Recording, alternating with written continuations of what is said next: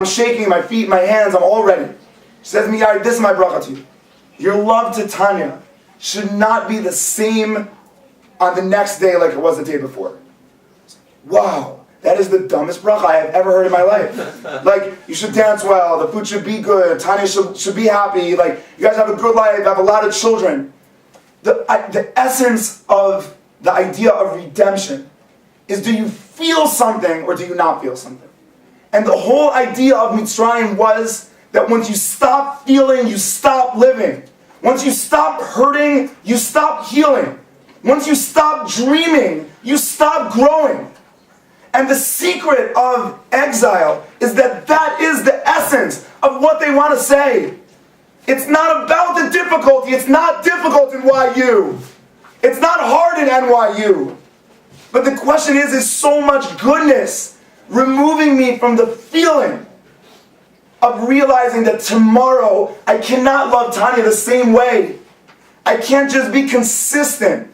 And I can't just speak about, if we go back to the beginning of shiur, we could say, okay, what are we coming here? We're reminiscing over the past. No one cares. No one cares that you're in the yeshiva. No one's even interested that you're there. Because if we think that the feeling of like, oh, like it's Mark Whiteson's like word to the world, right? Like, I'll stop crying, or like how hard it is. Use that, and understand that if you feel that it's hard, that why do you come back for this week? Not to relive 2011. To realize that 2018 is the beginning of, do I recognize that the tension is birth? I don't know if any of you want to get married tomorrow, but Baruch is getting married in 3 weeks. Posner's supposed to get married in a week, but I missed Toronto, so it didn't happen. And when you experience the birth of a child, the moments before, 2.5 years ago when Adiela was born, were the moments that my entire world totally flipped. Totally flipped, like everything was normal, and now it's not. Right? I had children, we had a family, we had a house, and suddenly in one moment it all flipped. And I took it and ran away. The most difficult thing that, I know it was here, Mark White, Elon Kovitz here, my first year. Okay? The most difficult challenge for me in the first year with Tanya was that there was so much emotion that I didn't feel any emotion. You'd walk, I was a block of ice. Like, guys would walk with me in my car and they'd be like, Yair, like, you don't smile. I was like, yeah, I do. Like, that. It was just like a block. That's what it was. And the experience of that was the experience of the opposite of Tanya. Tanya, every day, she said, in one more week from today, she's saying to herself, I am going and I am going to change the way things are. And I sat right here with a guy from last year, we won't say his name, it might be Union CAB. And he said the sickest thing that you could do, is stop saying that there's something to do, that the fact that you're feeling a difference, do you just remove yourself from it, or do you use it? Do you understand it? Do you live it? And I think that what I'm trying to see here is that we always think that it's about, is it going well or not going well? The best question to ask anyone when you walk into YU is, is it terrible? They say yes, awesome. Because as long as you're feeling something, you know that you're growing. As long as as a child's being born, the woman feels so much pain. So why would she ever have a child again? Why would she ever dream of the future? Because she realizes that the feeling is where something grows. It's where something is born. The land of Israel, Vayeshev Yaakov, Be'eretz Megurei Aviv, is experienced with the fact that he felt pain. That he ripped his clothes. That's how I know that you're home. That's how I know you're in redemption. But if you're experiencing right now, like Green said, you're settled. There's no more hiddenness. There's no more blank line.